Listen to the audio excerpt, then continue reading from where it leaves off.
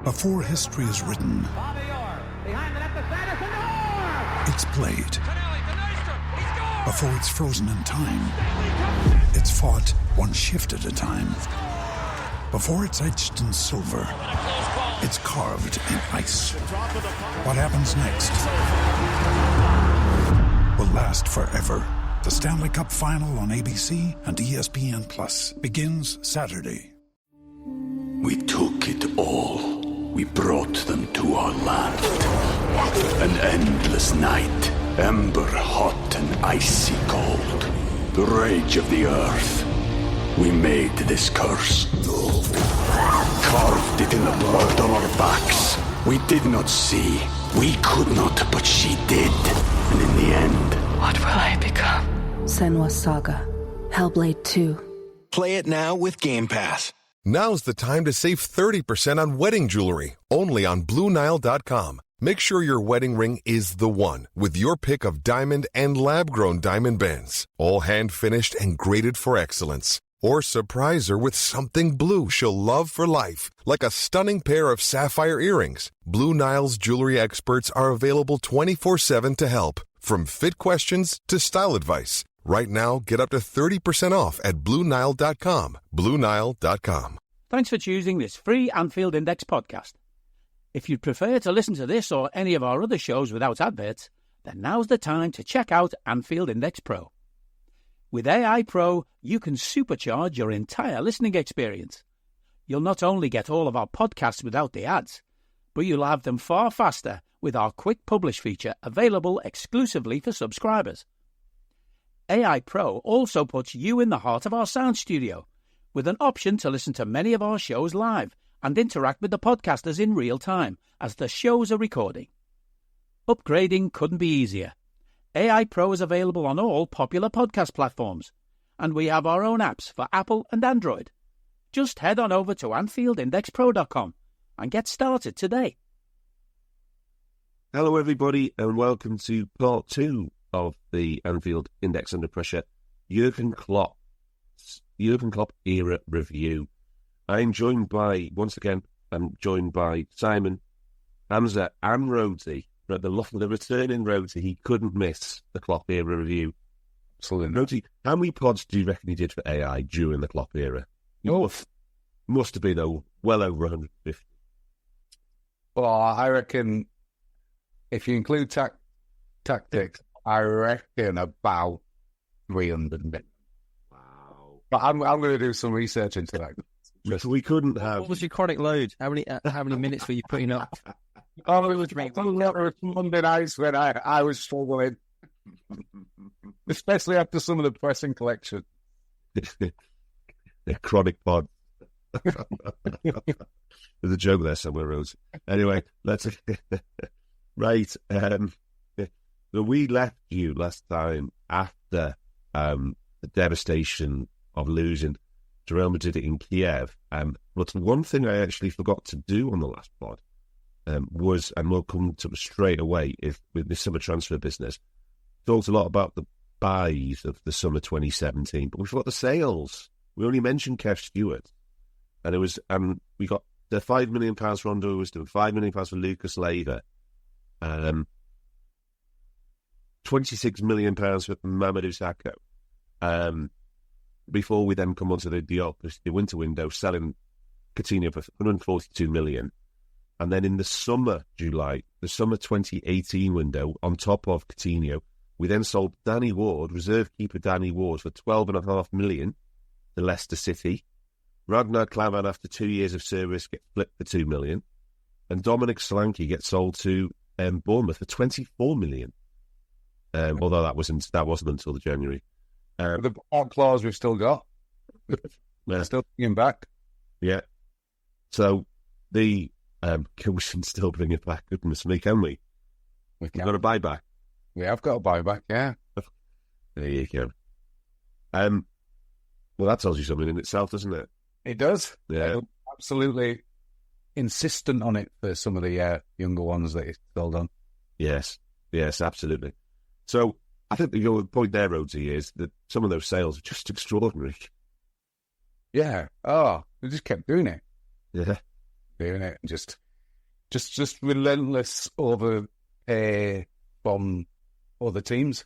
And clearly there's a lot of overpaying there from other teams, and the Danny Ward one's just. Well, maybe Michael could sell steak oil. Force them to get people to buy it. I think people were kind of buying it. Our analytics team and thinking if they bought them and they can't get into this elite squad that's just been in the Champions League final, then there must be something about them. So they were overpaying. Yeah. Any chance that the lack of that we were so far ahead analytically that we could just put together a beautiful database and a brochure that showed their value from an XT perspective, which was true. I don't think that they were your sales catalogue. Yeah, and they were just dazzled because it was something that it was a bit of tech that I would always be convinced by Apple I need when it wasn't any. It was true. It did all that stuff, but I had no reason to be buying a stethoscope. I didn't need one, but it looked so cool. I'm upgrading my £600 watch. I wonder if their tech managed to. Well, who knows? I haven't even seen that in the book yet, so maybe we'll have to see. Right, but in the incomings column, we mentioned Naby Keita on the last show. This was the year he arrived at a year out after his £53 million deal. Fabinho comes in first day of the transfer window from Monaco for £44 million. Alisson Becker, the world's best goalkeeper, arrived at £65 million, then world record fee for a goalkeeper. And Jordan Sakiri as well comes in as a £14 million signer from Stoke City. Was he another relegated one, Rhodesy? He was. Yeah. Anyway, but there you go. It was a pretty devastatingly good transfer window. The third great summer window in a row, Rhodesy. Is that January and summer the best combination of transfer windows we've ever had? Well, if you include the summer before with Salah and Robertson as well. In a 12-month spell, Salah, Robertson, Van Dijk, Fabinho and Alisson. Can I just add a layer of context on what we did at the end of the last pod about we just got those five robust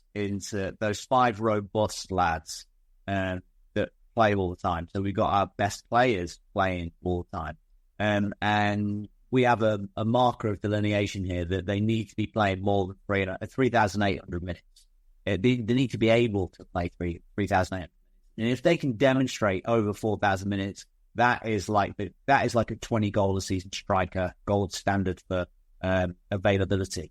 And just read out those people you bought in. We bought in again the big one over a 12-month period. Just this summer. Oh, in this summer, just July 2018. So it was Keita, Fabinho, 4,350 minutes. Shaqiri, and Alisson. Shaq, 4,300 minutes. Ali, 6,000. So somebody had cottoned on to the fact that this was really important as well. Yeah. But it was hit after hit after hit, and then I think on the field at the straight away in the start of that season, Hamzah, it was a hit on the pitch as well. And we started the season like a house on fire. I think we 7 wins from the start of the season. First game against West Ham 4-0, then Palace, Brighton, Leicester. We didn't concede a goal in August. And then the Paris Saint-Germain match, which I think Daniel Sturridge scored a really good header in, and then Firmino wrapped up with a chop onto his left foot and then onto his right after PSG had scored. And that was quite a strong PSG team too.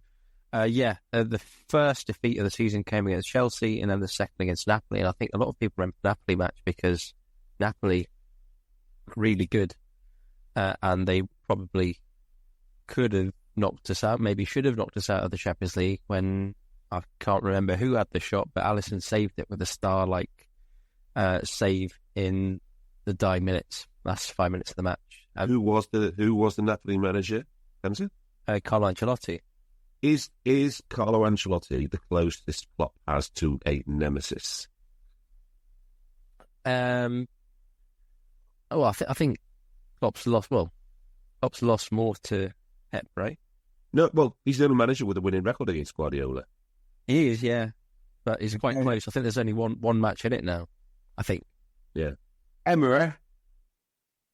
Well, he's beaten Villa a lot, hasn't he? Yeah, I know, yeah, but I mean, Who was the didn't Leicester have a manager that sort of causes? I tell you, it is the guy. Well, That's it. Well, yeah, the guy from Atalanta as well. Gasperini. Yeah.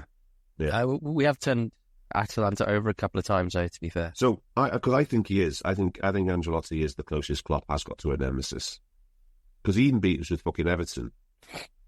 I think that one there was a dodgy penalty decision. If I mean objectively, there was a That was their second goal. Decision. They were already 1-0 up.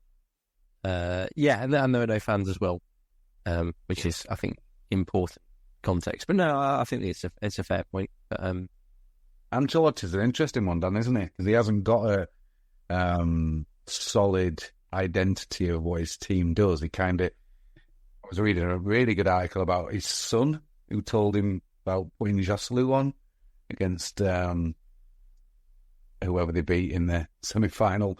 And he just says he looks at his team and then adapts his tactics around that rather than going and implementing a set tactical structure.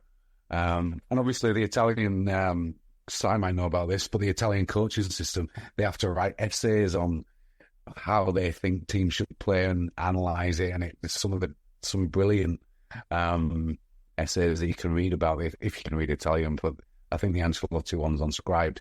And he's just pragmatic, brilliantly pragmatic. So, on the record, when he was at Napoli, Ancelotti drew 2, 1-2, drew 1, lost 1. When he was at Everton, he won 1, drew 2, lost 1, and when he's been at Real Madrid, he's won all 3. So I think that is a clear winning record. Well, I don't know if they played each other before he was Napoli manager, but while Klopp's been at Liverpool, that's a clear winning record. Carlo, unfortunately. 0.92 points per game against Ancelotti. Yeah. Yeah. Which is the worst of anybody he's played, that he's played more than 5 times. Yeah.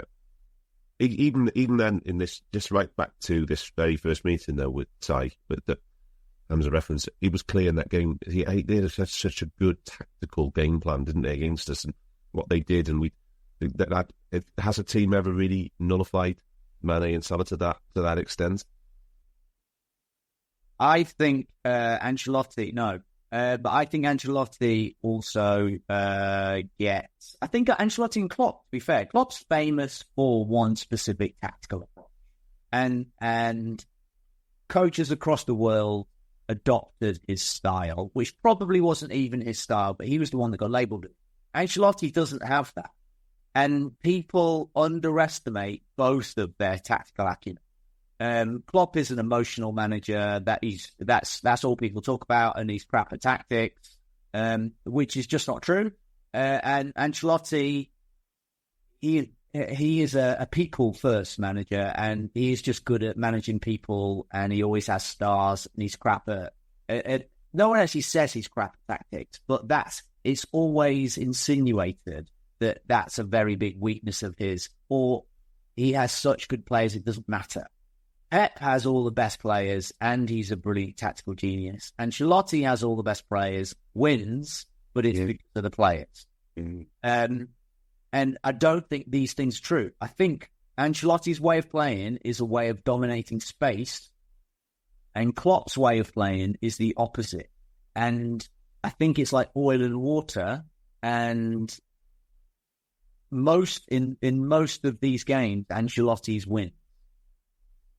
There's a really good argument that Ancelotti's the best of the current generation, and it's as a tactician. No, as a manager, just as a manager. Yeah. As manager. But he's 12th on the coaches list. He was behind. it. He's behind Dan, Reve, Mourinho, Spalletti, Emery, Klopp, Conte, Feldkamp. They don't count, and Guardiola. Can we just you guys? I talked about it with you guys. I'd done a quick. It wasn't quick. It took ages. Deep dive on trying to do this thing that Dan has figured out through the ELO of each manager. Try to provide value. No, look at how much a coach value is added. Totally ELO plus minus. Yeah. And the only way I could figure out was I ran it by you guys. You guys seem to think it was fine because I don't know if there is a way of doing it fairly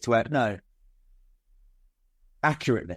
But there is a way to do it fairly. Is that I've looked at the previous 3 seasons of a club when a new manager joins, and then the record of the club while that manager is there.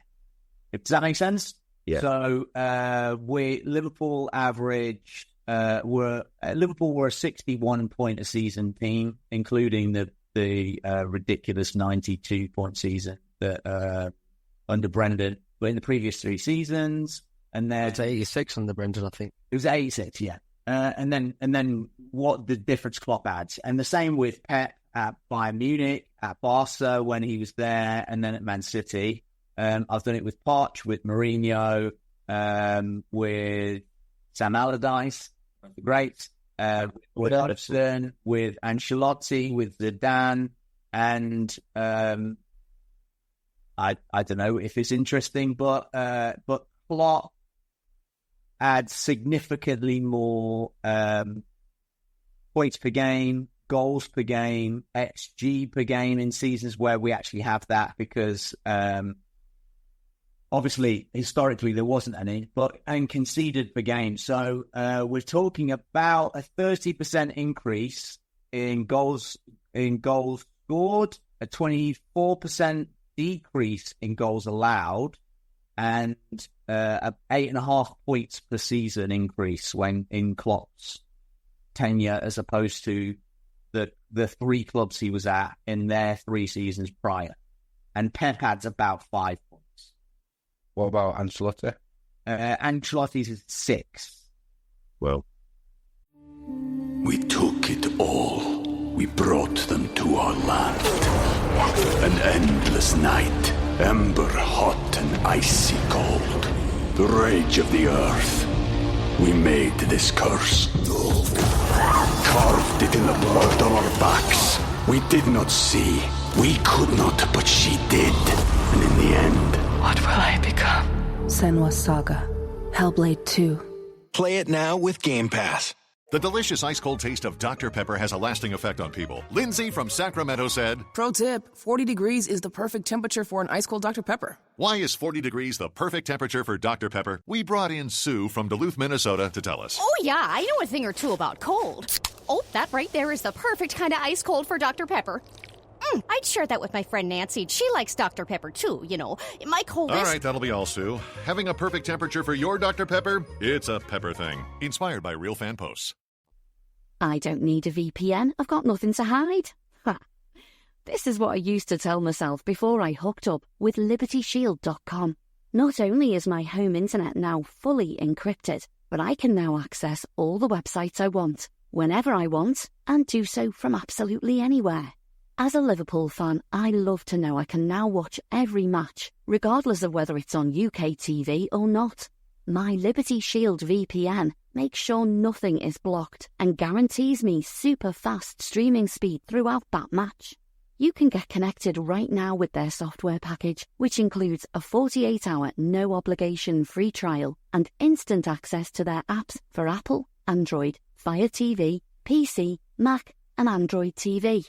Or go a step further like I have and get one of their pre-configured VPN routers. These small but powerful devices allow you to easily connect every device in your home to VPN, making it the perfect solution for smart TVs, Mac boxes, and games consoles.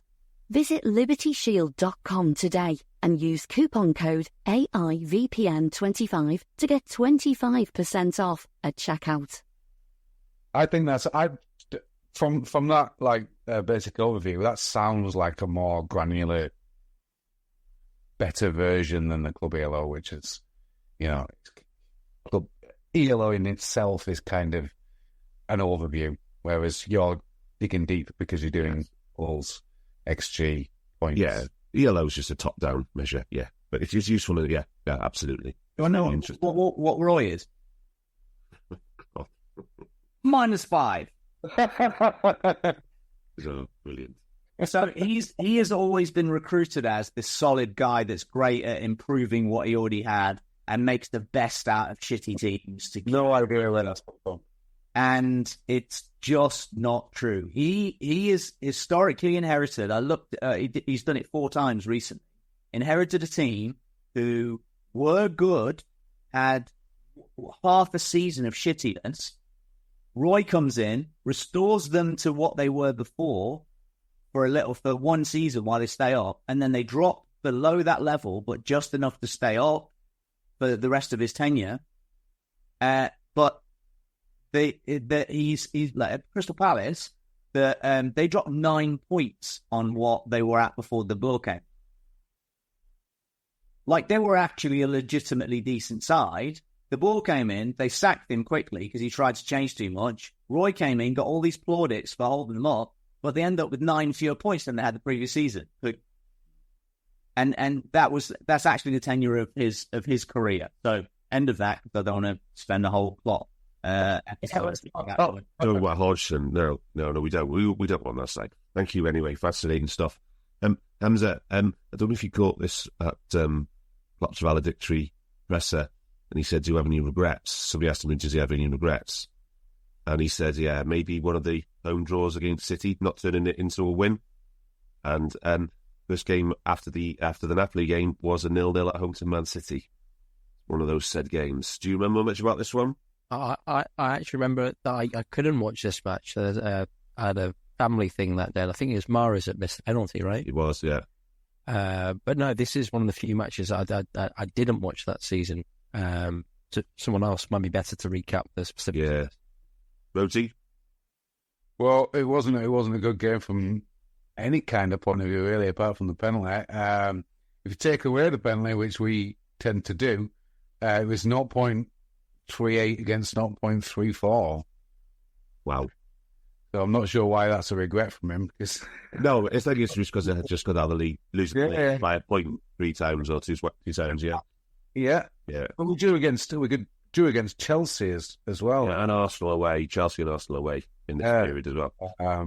But you take a point at Chelsea and Arsenal pretty much every season. Yeah, of course you would, yeah. Our first defeat in the league that season was Man City away. Yeah, we were on we went on a 21 game unbeaten run. It was Klopp's first sequence of having 20 league games unbeaten, and he had 4 in total. Rhodesy, do you know how many all other Liverpool managers in history have had? Oh, I've asked this question. Is it 5? It's actually 4 as well. So Kenny had 2 in the 89-90 seasons, and Paisley had 2. But only 8 instances of 20-game unbeaten league runs ever. So there's and Jurgen's got half of them.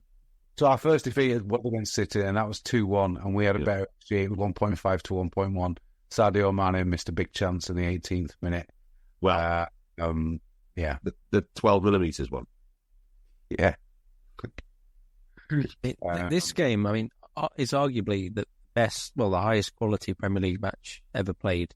Oh wow, it's a statement. So I agree with that, Hamzah. I'm glad you said that. The quality of that match really sticks out to me. I remember because I wrote my tactics piece on that, and having watched the match, I couldn't believe how good Liverpool played, and I thought we've just seen the champions play there. I thought Liverpool played so well in that match that they would go on to win the league.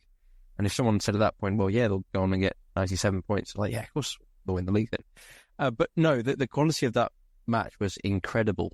From the first minute to the last, the intensity was unbelievable.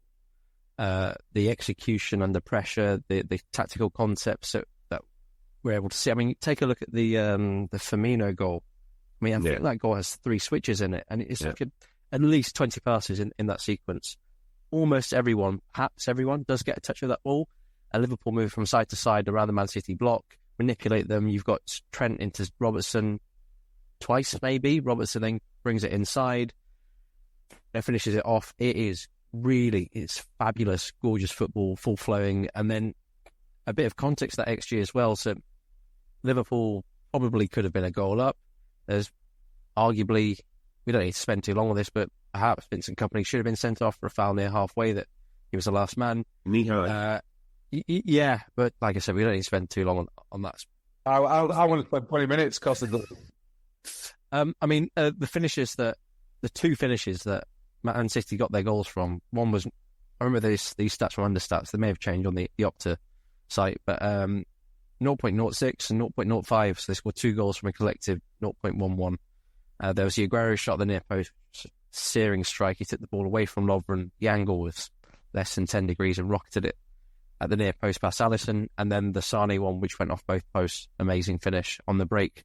But the thing about this as well is that City's XG actually increased because Liverpool were really chasing the game. And in the last 10, 15, that's where Liverpool's shape sort of went. I think we brought Shaqiri on, we changed to a 4-3-1.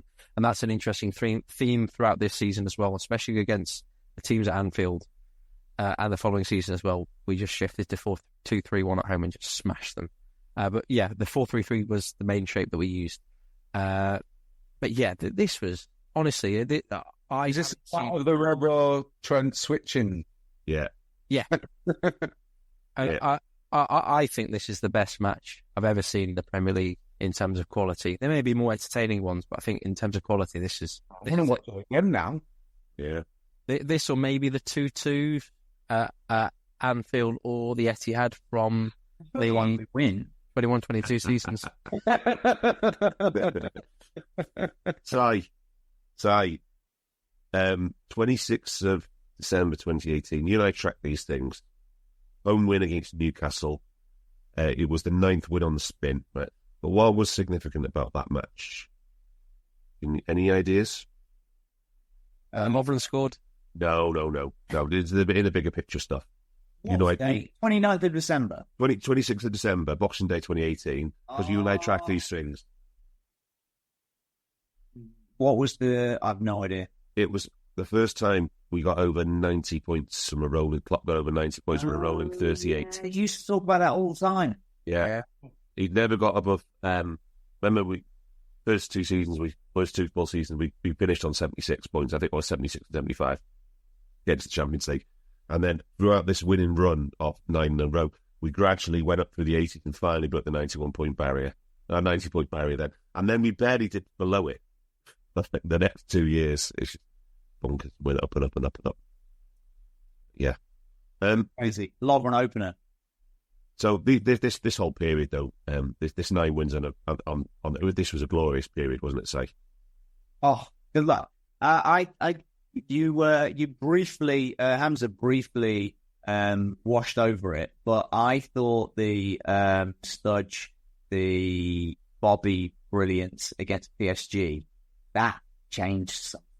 Like, I think we got moments in these periods. I think Dortmund was one of those moments. And I think in this period, that the fucking PSG, it was PSG. Yeah. And PSG at the height of their infamy, they came in and they had no place against us. And we tripled their XG. Even though stuff didn't go quite our way all the way through, we found a way to fix the result to the performance, and we put them on the table. And I thought that we were already at that point. I think we got 21 in the league, but that kind of, there are moments where the team feel it. They deserve. And I think that was one of those moments, and we it really underpinned that 90-point run or the beginning of the 90-point sequence. How long did they go on for? I think it went on for something like 68 games. Yeah, it's crazy. But all the seasons start. Yeah, pretty much until then. Yeah. But there was some stonking games other than that as well. Mo Salah scored a beautiful goal against Everton, start of December. He was the match winner in the crucial game against Napoli in the final Champions League game. We had to win to go through. Si, it was so. Yeah, it's Mo Salah at his absolute peak. Weirdly, he statistically, this is probably his worst season. Well, no, actually, no, that's the next season. Sorry, yeah. Well, this was the season where he had a drop off, wasn't it? Yeah. Like that's all people could. The caveat of mentioning Mo Salah was, yeah, but it was better last season. Will he ever do that again? It wasn't. Yeah, he's a 40 goal involvement player. Yeah. Was, but he's not a 55 goal involvement player. Yeah. One season wonder it was at this point. Yeah, exactly. One season wonder. So he's now a 6 season wonder, isn't he? 20 gols. and up to that, absolutely. Up to the point that you mentioned the Newcastle game, he had 29 big goal involvement. Wow. Rhodesy, personal highlight for you, I'm guessing, 16th of December. Oh, the United win. Yeah. Whose last game was it? Oh, whose last game was it? Mourinho. Only United was Mourinho. And it was the biggest 3-1 thrashing you've ever seen, wasn't it? It was absolute annihilation. It was, and I thought we did that this season as well. But I thought my favourite was the Arsenal 5-1. Yeah, that's glorious as well. Yeah, in terms of performance, he was just 3.8 to 1. That was where Bobby left the keeper on his backside, wasn't it? That one. Yeah. Lots of memes. and that was Unai Emery, so maybe I need to take that back. Yeah, it was unbelievable. They went 1-0 up as well. Yeah, it was. I was working that morning, and I was pitch side, and I heard coaches shout over that Arsenal were 1-0 up, and I was like, And then I walked off knowing it was half time, and there were parents either side, and they were basically laughing. Going, you'll never guess what the score is. And I thought they were taking the piss out. Because that is what they do. 4-1. I was like, yeah, right. Come on. 4-0. No. And blew my mind. I dashed home at that point at half time to quickly watch the replays. Unbelievable. That was the Forest game. Yes, that's all. Yeah, that's why I'm picking it. And it was Bobby's favourite opponent. It was. Yeah, but there were so many of our forwards have got such exceptional records against Arsenal now under the Klopp era. I think Klopp scored average more goals per game against Arsenal than any other team in his tenure. But this was the game where the most selfish footballer on the planet gave up the top to Mane in the league that for the second year in a row to give Bobby the penalty to get his hat trick. Yep. Wasn't there a really unselfish assist to Mane in this one, like a 2-yard, when they were both 1-on-1? There was as well, but literally giving away a second penalty, he just gave it to Bobby so he can get his hat trick. Yeah. He had already scored a pen before that, to be fair. Yeah. So Hamzah's already covered the pivotal, turned out to be pivotal, 2-1 defeat at Man City, 3rd of January, I think that was. So we just gone on 21-game unbeaten run, but, we thought, well, we'll fuck that for Game Soldiers. We're going to start a 44-game unbeaten run. And so from the 12th of January against Brighton all the way through to 24th of February 2020, we went on a 44 league game unbeaten run. Yeah. And I think it's second only to Wenger's Invincibles. Is that right? We've got 49? Yeah. And finished the season with 10 consecutive wins. Yeah, and we were in the middle, right bang in the middle of our 68 game unbeaten run at home. Yeah, 68 unbeaten league games at home. Absolutely mental. Can I? I just going through this again. I just remembered. I had a flashback to that game, to the commentary of the Arsenal game, and that Bobby's hat trick. If you remember, coming into that game, there was loads of talk of Bobby can't play 9. He said, "Hold my beer." It's a hat trick because he got 2 goals and an assist in the previous 19 games. Yeah, and this is the peak of Bobby. He had his previous year was probably just about statistically his peak, where he was the best. But he was still a huge driver in this season, wasn't he? But he had that 19-game period where he had 2 goals and an assist before the hat trick, the penalty hat trick, and then he went on a run. But I was just remembering that statistically, it was the commentators were going on about it all the time. Yeah, the narratives. Yeah. We talked a lot about the last pod, say, about January and February being that really grim period for Klopp teams. And while it wasn't as bad this season, ultimately it was still the January that was the level below the rest of the season. And we had a couple of draws, or 3 draws in January and February, to Leicester, West Ham and Man United, that were ultimately decisive, unfortunately. If you can be critical in a 97-point season, you say, well, how didn't you win the league other than not beating Man City head-to-head? It's those 3 draws there in January and February, isn't it, that was pivotal? Yeah, one of those was against City, but no, it was Leicester at home. City. Yeah, Leicester at home, West Ham away, and then Man United away. Yeah, and we even had a 4-3 with Palace. Yeah. Yeah. And in the middle of that, we had the Bayern Munich quarter-final, which was a 0 as well, but which we brilliantly turned around.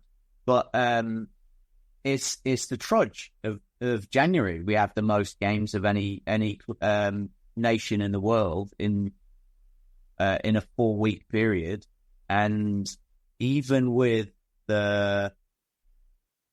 at this point, we hadn't talked about it, but our average age had dropped down from 28.5 down to 26.2 this year. With robust players, it still takes something out of the legs having to play that many games over Christmas at the intensity we do. And this was the down cycle. And I remember going through a pod with you. You'd been through, you'd categorised months of the year, and we were at something like 0.8 points per game in January. Yeah, it's crazy, the drop-off. Hey guys, it's Eddie Gibbs from Anfield Index here. I hope you're enjoying this podcast, and I'm sorry to call time on the show before it ends. In the current climate, it's tougher than ever before to offer podcasts for free. At Anfield Index, we produce over 75 free shows every month, which I'm confident is unparalleled in the LFC sphere. Whilst we'd love to offer everything for free, the production costs now make this impossible. That said, we don't want to follow the model of other channels and lock all of our content behind a paywall.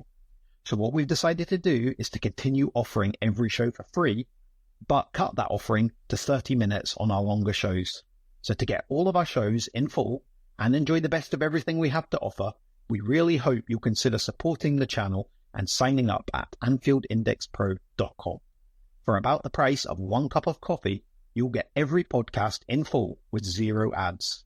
You'll also get access to our LFC VIP community, where you can enjoy live podcasts, engage with our podcasters, and chat with other Reds in real time. So that website again, AnfieldIndexPro.com. Join today. Sports Social Podcast Network.